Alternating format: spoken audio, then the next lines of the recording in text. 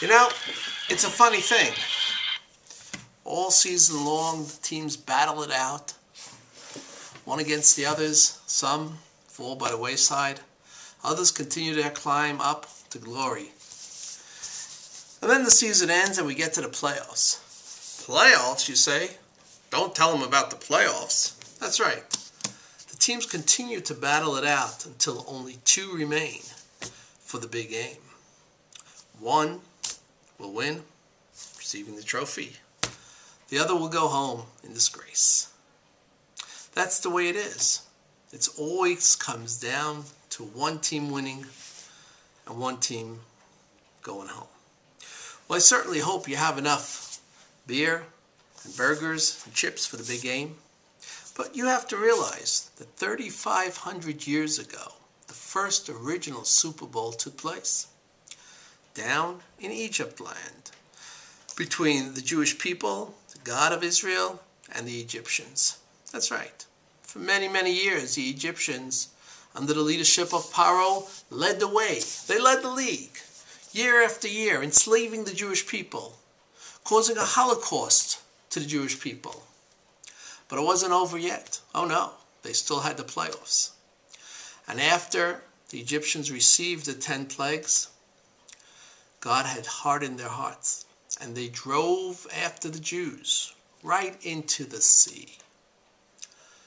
And that's the point that I'd like to talk to you about, because as they enter into the sea, chasing after the Jewish people, on one side you have the Jewish people, and the other side, the Egyptians.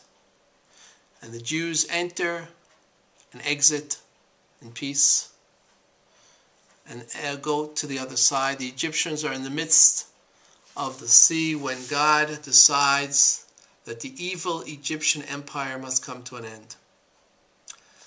But just when you think that it's over, there's instant replay. The referee's called over to look under the hood to see exactly what's going on over here.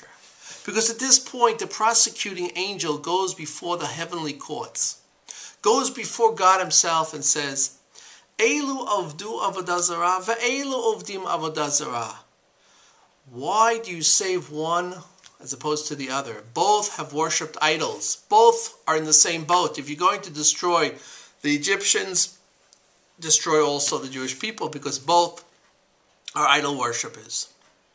And there's this discussion over there under the hood. But God had already foreseen that this would happen. And so before the Jewish people left Egypt, he gave us 2 commandments in order to give us merit, in order to give us some worth.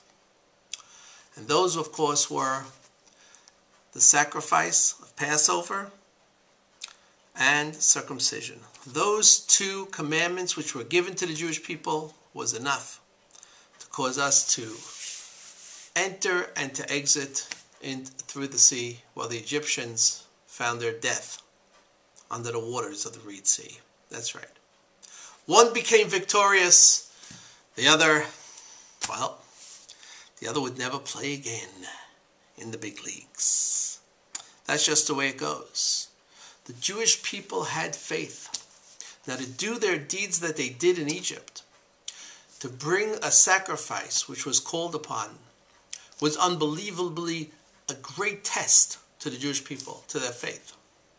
They had to use all of their self-sacrifice to take the same God that the Egyptians worshipped, the sheep, and to slaughter it before their eyes.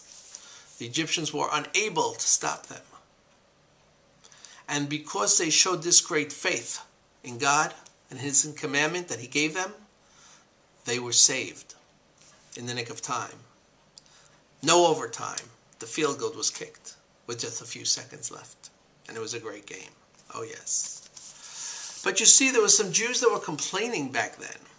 As they entered into the waterbed, their feet became muddied from the bottom of the seabed. And they complained and said, look at our feet. Look what's going on over here. Our feet are muddy, just as it was in Egypt. When we were forced to make bricks. They're also muddy now as we're leaving through the sea. What difference does it make? What What are we better off today than we were back then? Back then our feet were muddy, and today our feet were muddy. Well, those are the fools amongst the Jewish people, obviously, because they didn't look ahead. They didn't look at the big picture. They didn't look what was going on. They didn't see God redeeming their people, bringing salvation to the Jewish people. They didn't see that. They were busy looking at their feet. That's the shame of the matter. Today, too, we have people who just look at their little problems. Don't look at the big issue. Don't see the salvation on the horizon that God is delivering for them. They're just busy looking at the mud. And that's the shame. Today, God is bringing the Jewish people back to its homeland. Don't get caught up in the quicksand. Don't get caught up in the mud. See the big picture. After 2,000 years of wandering this earth, after being killed and gassed and beaten and stoned, whatever they threw at us, they threw at us. And God has taken us from the four corners of the earth and brought us back to the land of Israel. That's the picture you got to see. And it's all because of the merit of faith that we had in God and His deliverance to His people. That's the message that we have today for the big game. I mean, this is the real big game. This is what we've always been waiting for.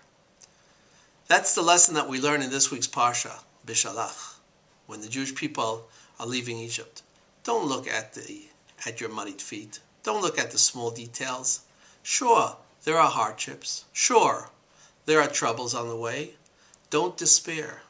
Always keep your head up. Always keep your chin up.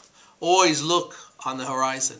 Look at what God is doing to His people and bringing the salvation to the world. That's right. So we'll see you at the big game, where there's only one winner. Hey, I'm Levi Chazan, and I'm coming to you from somewhere in Mitzpe Yeriko. Till next time.